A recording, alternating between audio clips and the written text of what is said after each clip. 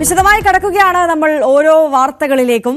ജമ്മു കശ്മീരിലെ അതിർത്തി മേഖലകളിലെ കൂടുതൽ സ്കൂളുകൾ ഇന്ന് തുറക്കും. കട്വ, സാംബ, രജൌരി, പൂഞ്ച് ജില്ലകളിലെ സ്കൂളുകളാണ് ഇന്ന് തുറക്കുക.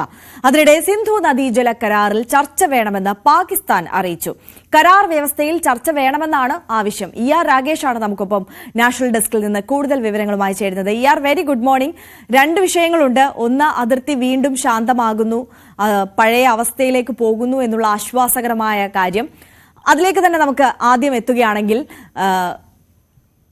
അശാന്തിയുടെ ദിനങ്ങൾ മാറുന്നു, ശാന്തിയിലേക്ക് വരുന്നു എന്ന് ഉണ്ടെങ്കിൽ പോലും അതിർത്തി മേഖലകളിലെയൊക്കെ സുരക്ഷ സ്വാഭാവികമായും ശക്തമായി തന്നെ നിലനിൽക്കുകയായിരിക്കുമല്ലോ.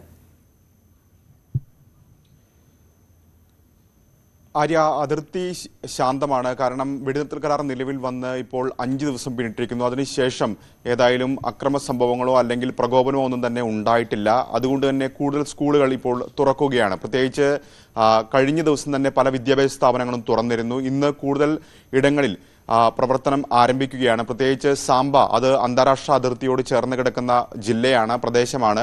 ഒപ്പം തന്നെ പൂഞ്ചിലും രജൌരിയിലും ഒക്കെ തന്നെ ഇന്ന് വിദ്യാഭ്യാസ സ്ഥാപനങ്ങൾ തുറന്ന് പ്രവർത്തിക്കുകയാണ്. കാരണം ഓപ്പറേഷൻ സിന്ദൂർ ആരംഭിച്ച ശേഷമാണ് വലിയ തോതിൽ പാക് സൈന്യത്തിന്റെ ഭാഗത്തുനിന്ന് വെടിനിർത്തൽ കരാർ ലംഘനം ഈ മേഖലയിൽ ഉണ്ടായത്. പ്രത്യേകിച്ച് പൂഞ്ച് സെക്ടറിലായിരുന്നു ഏറ്റവും കൂടുതൽ നാശം വിതച്ചത്. അവിടെയാണ് ജനവാസ മേഖലകളിലേക്കും അടക്കം പ്രകോപനം തുടർന്ന് പാകിസ്ഥാൻ ഷെല്ലുകളടക്കം അയച്ചത്. അപ്പോൾ ആ മേഖലയിലൊക്കെ തന്നെ സാധാരണ നിലയിലേക്ക് മടങ്ങി വരികയാണ്. അങ്ങനെ പൂഞ്ചിലും സാംബയിലും രജൌരിയിലും ഒക്കെ തന്നെ വിദ്യാഭ്യാസ സ്ഥാപനങ്ങൾ ഇന്ന് തുറന്നു പ്രവർത്തിക്കുകയാണ്. അങ്ങനെ സാധാരണ നിലയിലേക്ക് ജമ്മു കാശ്മീർ മടങ്ങി വരുന്നു എന്നതാണ് ഏറ്റവും പ്രധാനപ്പെട്ട കാര്യം.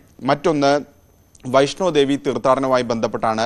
വൈഷ്ണോ ദേവി തീർത്ഥാടനവും ഈ ഓപ്പറേഷൻ സിന്ദൂർ ആരംഭിച്ച ശേഷം തീർത്ഥാടകരുടെ എണ്ണത്തിലടക്കം വലിയ കുറവുണ്ടായിരുന്നു. പക്ഷേ കഴിഞ്ഞ ദിവസത്തേക്ക് കണക്കുകൾ പരിശോധിക്കുമ്പോൾ തീർത്ഥാടകരുടെ എണ്ണത്തിലും വലിയ വർധനവുണ്ടായിട്ടുണ്ട്. പ്രത്യേകിച്ച് ഏതാണ്ട് 4000-ലധികം പേർ കഴിഞ്ഞ 24 മണിക്കൂറിനകം രജിസ്റ്റർ ചെയ്തു എന്നാണ് സർക്കാർ വൃത്തങ്ങൾ തന്നെ വ്യക്തമാക്കുന്നത്. അങ്ങനെ വലിയ തോതിൽ തീർത്ഥാടകരും ഇപ്പോൾ ജമ്മുവിലേക്ക് എത്തിക്കൊണ്ടിരിക്കുകയാണ്, വൈഷ്ണോ ദേവിയിലേക്ക് എത്തിക്കൊണ്ടിരിക്കുകയാണ്. പ്രത്യേകിച്ച് റിയാസി ജില്ലയിലാണ് വൈഷ്ണോദേവി ഉൾപ്പെടുന്ന പ്രദേശങ്ങളുള്ളത്. കട്ര നഗരം കേന്ദ്രീകരിച്ചുകൊണ്ടാണ് ഈ യാത്ര അടക്കം നടക്കുന്നത്. അപ്പോൾ സ്വാഭാവികമായും വലിയ തോതിൽ തീർത്ഥാടകരടക്കം ജമ്മു കാശ്മീരിലേക്ക് എത്തുന്നു എന്നത് ഏറെ പ്രധാനപ്പെട്ട കാര്യമാണ്. മാത്രവുമല്ല, ഓപ്പറേഷൻ സിന്ദൂർ ആരംഭിച്ച ശേഷം ചോപ്പർ സർവീസുകൾ അവിടെ നിർത്തിവെച്ചിരുന്നു. അതും കഴിഞ്ഞ ദിവസം പുനരാരംഭിക്കുകയും ചെയ്തിട്ടുണ്ട്. അങ്ങനെ എല്ലാ മേഖലകളിലും സമാനമായ രീതിയിൽ സാധാരണ നിലയിലേക്ക് മടങ്ങിയെത്തുന്നു. അത് ജമ്മു കാശ്മീരിന്റെ കാര്യത്തിൽ മാത്രമല്ല, പാക് പട്ടാളത്തിന്റെ ഭാഗത്തുനിന്ന്, പാകിസ്ഥാന്റെ ഭാഗത്തുനിന്ന് പടിഞ്ഞാറൻ മേഖലയിലടക്കം തന്നെ വലിയ പ്രകോപനം ഈ കാലഘട്ടങ്ങളിൽ ഉണ്ടായിരുന്നു. പ്രത്യേകിച്ച് ഗുജറാത്ത് മുതൽ ഏതാണ്ട് ജമ്മു കാശ്മീർ വരെ പാക് സൈന്യം ലക്ഷ്യം വെച്ചിരുന്നു, ഡ്രോണുകൾ അടക്കം അയച്ചിരുന്നു. അപ്പോൾ ഈ മേഖലയിൽ ഒന്നും തന്നെ അനിഷ്ട സംഭവങ്ങൾ റിപ്പോർട്ട് ചെയ്തിട്ടില്ല.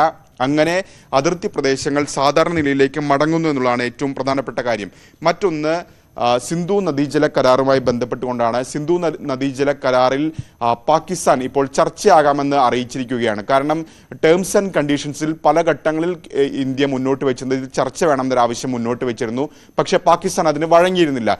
ഇപ്പോൾ ഇന്ത്യ ഇത്തരത്തിൽ നദീജല കരാർ സസ്പെൻഡ് ചെയ്തുകൊണ്ട് കടുത്ത നടപടിയായി മുന്നോട്ട് പോകുന്നു. പ്രത്യേകിച്ച് വെടിനിർത്തൽ കരാർ നിർത്തിയ ശേഷവും ഇന്ത്യ ആവർത്തിച്ച് വ്യക്തമാക്കിയത് ഭീകരവാദവും ഒപ്പം തന്നെ സമാധാന ചർച്ചയും ഒരുമിച്ച് മുന്നോട്ട് പോകില്ല. പ്രത്യേകിച്ച് അത്തരം പ്രവൃത്തികൾ ഒഴിവാക്കിയാൽ മാത്രമേ, അല്ലെങ്കിൽ നിലവിലെ സാഹചര്യത്തിൽ വെടിനിർത്തൽ കരാർ മാത്രമേ അവസാനിപ്പിക്കുന്നുള്ളൂ. പകരം നേരത്തെ നിർത്തിവെച്ച നദീജല കരാർ അടക്കം സസ്പെൻഡ് ചെയ്ത് പുനരാരംഭിക്കാൻ നിലവിലെ സാഹചര്യത്തിൽ കഴിയില്ല എന്ന് ഇന്ത്യ വ്യക്തമാക്കിയിരുന്നു. പക്ഷേ പാകിസ്ഥാൻ ഇപ്പോൾ ആവശ്യപ്പെട്ടിരിക്കുന്നതിൽ ടേംസ് ആൻഡ് കണ്ടീഷനിൽ ചർച്ചയാകാം എന്ന് ഈ ഘട്ടത്തിൽ അറിയിച്ചിരിക്കുകയാണ്. ഒരുപക്ഷെ ഈ കരാർ നിലവിൽ വന്ന ശേഷം അത്തരമൊരു സന്നദ്ധത പാകിസ്ഥാൻ അറിയിക്കുന്നതും ഇതാദ്യമായാണ്. ആര്യ, തീർച്ചയായും ER രാഗേഷാണ് പ്രധാനപ്പെട്ട വിവരങ്ങൾ പങ്കുവച്ചത്.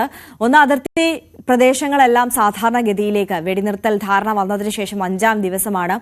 വീണ്ടും ശാന്തതയിലേക്ക് മടങ്ങുന്നു എന്നുള്ള ആശ്വാസകരമായ കാര്യമാണ്. മറ്റൊരു പ്രധാനപ്പെട്ട കാര്യം ER സൂചിപ്പിച്ചതുപോലെ തന്നെ സിന്ധു നദീജല കരാർ, അതിൽ പുതുക്കണമെന്നുള്ളത് നേരത്തെ ഇന്ത്യയുടെ ഒരു ആവശ്യമായിരുന്നു. പക്ഷേ അതിനോട് മുഖം തിരിച്ചു നിന്ന പാകിസ്ഥാൻ ഇപ്പോൾ ഒടുവിൽ ഇന്ത്യ ആ കരാർ മരവിപ്പിച്ചതോടുകൂടി വരിഞ്ഞു മുറുകിയ വലിയ പ്രതിസന്ധിയിലായ സാഹചര്യത്തിൽ ഇങ്ങോട്ട് ചർച്ച വേണമെന്ന് ആവശ്യപ്പെട്ടുകൊണ്ട് എത്തുന്നു എന്നുള്ളതാണ് സാഹചര്യം.